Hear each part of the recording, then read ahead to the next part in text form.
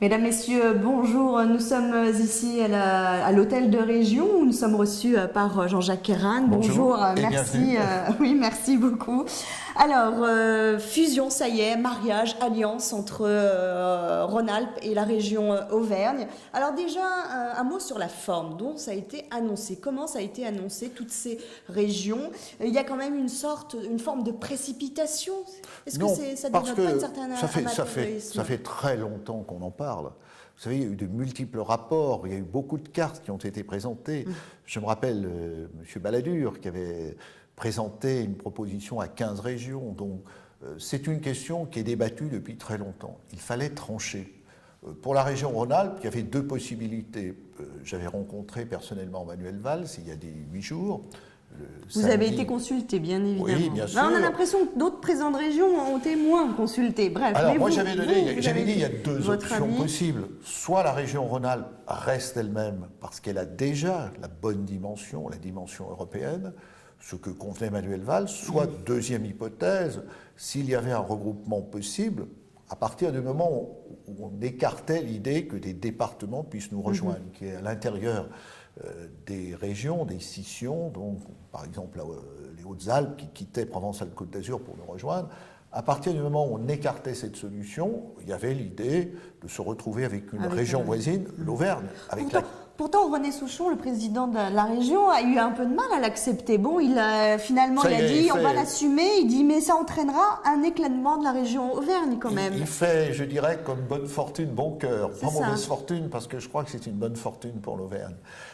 Oui, lui pensait que l'Auvergne pourrait être le pivot d'une région à construire. Il voulait aller vers le Limousin, lui. Et le centre. Et le centre. Ouais. Mais ça faisait une région un peu disparate. Et vers le Limousin, ça faisait l'alliance de deux petites régions du Massif central. Moi, j'avais beaucoup de demandes qui venaient du Puy-de-Dôme, de Clermont-Ferrand, mais aussi de la Haute-Loire, pour dire, nous, on veut être raccrochés à la locomotive Rhône-Alpes, parce qu'on travaille déjà avec Mais justement, est-ce que Rhône-Alpes va absorber l'Auvergne? Ça va être ça? Non, il s'agit pour nous, il faut respecter les territoires. On a un territoire qui est déjà... Notre territoire était aussi grand que la Suisse, donc on sera plus grand encore. À partir de là, il faut respecter les territoires. Vous savez, cette réforme, ce n'est pas simplement un jeu institutionnel, je rajoute, je découpe. Il faut que ça soit utile pour les habitants. Les questions qu'on me pose, il y a un bon écho d'ailleurs en Auvergne, mais les questions qu'on me pose, c'est au fond, à quoi ça va servir? Est-ce que cela va être utile pour nous, pour la formation de nos enfants, pour être mieux transportés? On va y venir sur les choses très concrètes. Voilà, une autre chose sur vos alliés, par exemple écologistes quand même, qui dit, eux, ils sont dubitatifs, une réforme à l'emporte-pièce. Ils dénoncent qu'il n'y a pas de concertation, d'ailleurs comme l'UMP. Est-ce qu'il fallait quand même une certaine concertation avant? Non, mais les partis... Il faut arrêter dans ce domaine les procès d'intention. Les partis politiques ont été tous reçus par le président de la République. 14 partis ont été reçus. Alors on peut toujours tergiverser, dire quelle est la réforme idéale. Il y a un moment où maintenant on entre dans la discussion parlementaire. Il faut l'accepter comme cela et pas toujours dire on le voudrait mais c'est toujours trop tôt. Non, je crois que c'est le bon moment. En tout cas, il faut tenter les choses. Alors l'idée quand même dans cette réforme, c'est de faire aussi des économies. Alors, on parlera après des compétences, etc. Sur les économies, André Valigny annonce une économie de 10 milliards d'euros. Dans le même temps, Alain Rousseau est président des régions de France, socialiste aussi. Je dis même pas l'UMP. Il dit non, ça va être zéro. Alors c'est qui a raison là-dedans? André Valigny dit, je l'entendais encore hier soir sur une chaîne de télévision nationale, 250 milliards d'euros, ce sont les dépenses des collectivités territoriales. Admettons qu'on fasse 5% d'économie, et vous voyez qu'on a abouti à 10 à 15 milliards. Mais il disait aussi, les principales économies à rechercher, c'est vers les intercommunalités. C'est pas et les départements, c'est pas pour renvoyer la balle. Mais le budget régional, c'est un budget qui est limité. Nous n'avons pas de fonctionnaires aussi nombreux que dans d'autres structures comme les départements ou comme les communautés de communes. Finalement, vous coûtez moins cher qu'un département, enfin, proportionnellement. Par rapport à nos compétences. Par rapport à nos compétences. La région, aujourd'hui, la région Rhône-Alpes, c'est 1400 employés, auxquels on ajoute les 5000 agents des lycées. Vous voyez que ça fait... C'est 5% de nos dépenses. Donc dire qu'il y a trop d'agents, il y a trop de fonctionnaires, c'est vraiment marginal. Donc les économies, parce qu'il faut aussi s'inscrire dans cette démarche, il ne faut pas que les gens pensent qu'on va fusionner, que ça va coûter plus cher. je crois que ça serait un mauvais calcul. Mais l'idée, c'est bien que, par exemple, et je l'avais proposé l'année passée, qu'on mutualise, qu'on regroupe les agences. Nous l'avons fait ici, et nous allons poursuivre sur l'Agence de l'innovation et de l'international. Les agences d'Auvergne, elles ont vocation à se fondre dedans. Donc, à partir de là, il y a des économies de gestion. De même sur le tourisme. Sur le tourisme, nous avons un comité régional du tourisme. On peut imaginer que ce comité régional du tourisme, il s'étende à l'Auvergne, au Massif central, et donc il l'est déjà par la Loire, par le Rhône, l'Ardèche, et qu'à partir de là, il y a des économies d'échelle à faire. Mais après, dire il faut faire des économies à tout prix, bon, soyons clairs, ça veut dire qu'il y a moins de trains, ça veut dire que les lycées ont moins de moyens, donc je crois qu'il ne faut pas se payer de mots dans ce domaine, ou se payer de chiffres plutôt. Est-ce qu'il faut aller peut-être plus loin aussi sur la réforme, sur les compétences? Oui. J'allais dire. Alors, parce qu'il y a les grandes régions maintenant, donc il y a une deuxième loi là qui va être vue au mois de, enfin à la rentrée là, 2014. J'ai lu dans la presse, on fait des super régions. Mais si c'est des super régions qui sont des nains, ça sera un coup pour rien. Non, il faut nous donner des moyens supplémentaires. On va voir sur les finances, on les annonce pour 2015, lesquels, j'en sais rien. On n'a pas de précision. Et puis on dit, les régions vont gérer, ce qui me paraît de bonne aloi, les collèges, hein, donc les routes, les transports, le développement économique, en lieu et place des départements. C'est de bon sens. C'est de bon sens. Il faudra faire les transferts.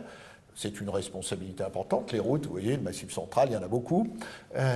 Mais il faut mutualiser tout cela. Il faut le gérer.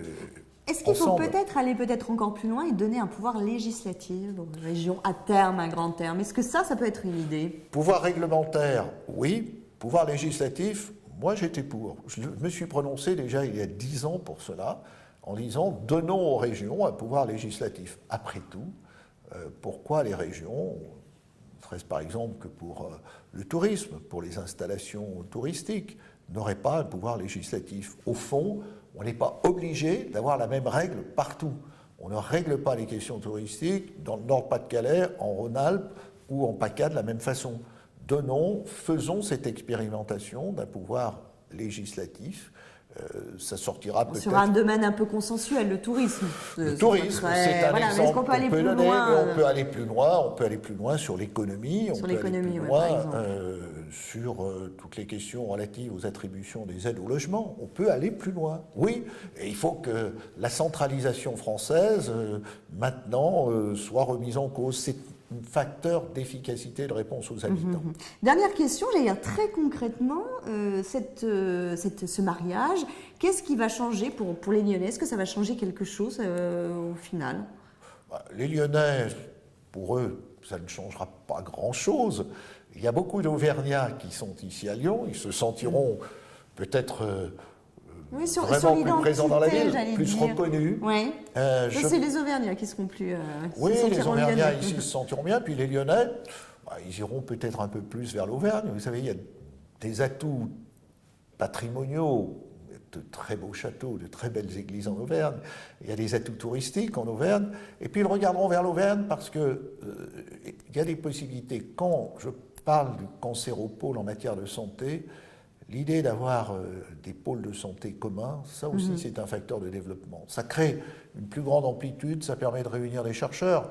Donc les Lyonnais, les universitaires, les chercheurs, les décideurs travaillent avec l'Auvergne. Je pense qu'on en tirera toujours un plus grand profit. On a l'impression finalement à vous entendre que c'est l'Auvergne qui va vraiment bénéficier de ce mariage. C'est la grande gagnante. C'est ce que disent les Auvergnats. Après tout, beaucoup disaient, si on va avec Rhône-Alpes, au moins on bénéficiera de l'élan, du dynamisme de la région Rhône-Alpes. Mais à contrario, est-ce que justement on ne va pas être ralenti par l'Auvergne? L'Auvergne, c'est aussi quelque chose. Après tout, l'Auvergne, c'est aussi une histoire, c'est aussi une présence forte. Vous voyez, par exemple, Michelin, à Clermont-Ferrand. C'est un des grands groupes économiques français et mondiaux. Et d'ailleurs, il faudrait vérifier, mais aujourd'hui, je n'ai pas fait cette vérification, mais si on prend les entreprises privées en Rhône-Alpes, le premier groupe, c'est Casino. Puis ensuite, on trouve Renault Trucks, Sanofi Pasteur. Je pense que Michelin, donc, je crois qu'il y a 15 000 salariés à Clermont-Ferrand, sera le premier groupe économique, industrielle de la grande région. Vous voyez que c'est utile quand donc même. Finalement, voilà. Au niveau des élections, novembre prochain, 2015, ça va être... En principe, novembre ou décembre 2015. Donc vous y allez forcément, ça vous moi, ça me motive, ça me motive, c'est un nouveau challenge, oui, bien sûr. À droite, là aussi, ça va être pour vous politiquement peut-être une bonne chose, parce qu'entre Brice Hortefeux, Michel Barnier, etc. Laurent Wauquiez aussi. Ah oui, c'est le trop-plein à droite. C'est déjà le trop-plein. Ça va être le trop-plein à droite, très bien. Merci beaucoup Jean-Jacques Kerran d'avoir été avec nous sur lyoncapital.fr.